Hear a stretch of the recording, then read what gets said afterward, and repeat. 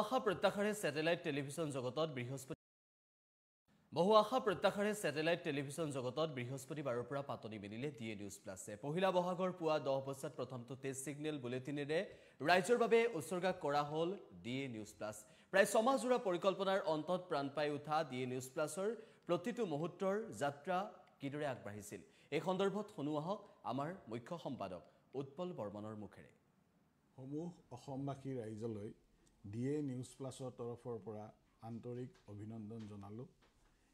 এই DA news প্লাছৰ যাত্ৰা আৰম্ভ হৈছিলে আগষ্টৰ 19 তাৰিখে। আমাৰ পৰিচালন সঞ্চালক অনিৰ্বাণ দাস আৰু মই সিদিনা প্ৰথম দিনা লগালগি হৈছিলোঁ আগষ্টৰ 19 তাৰিখে। তাৰপিছত তেখেতে কৈছিলে যে আমি এটা স্যাটেলাইট নিউজ চেনেল কৰিব লাগে। সেই মৰ্মে সেই দিনাৰ পৰা আমি কাম আৰম্ভ কৰিছিলোঁ।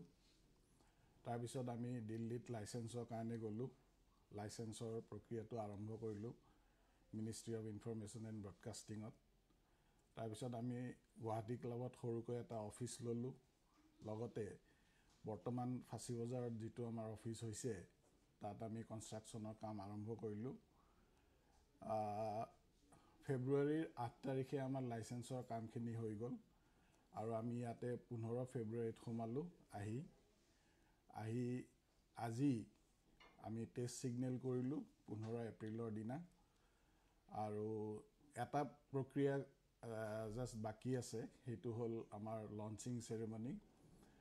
আৰু বৰ্তমান আমাৰ ডিএ নিউজ প্লাছ ACC চিটিৰ 12 নম্বৰত উপলব্ধ হৈ আছে আৰু অতি শীঘ্ৰে DTH প্লেটফৰ্মতো আমাৰ ডিএ নিউজ প্লাছ উপলব্ধ হ'ব।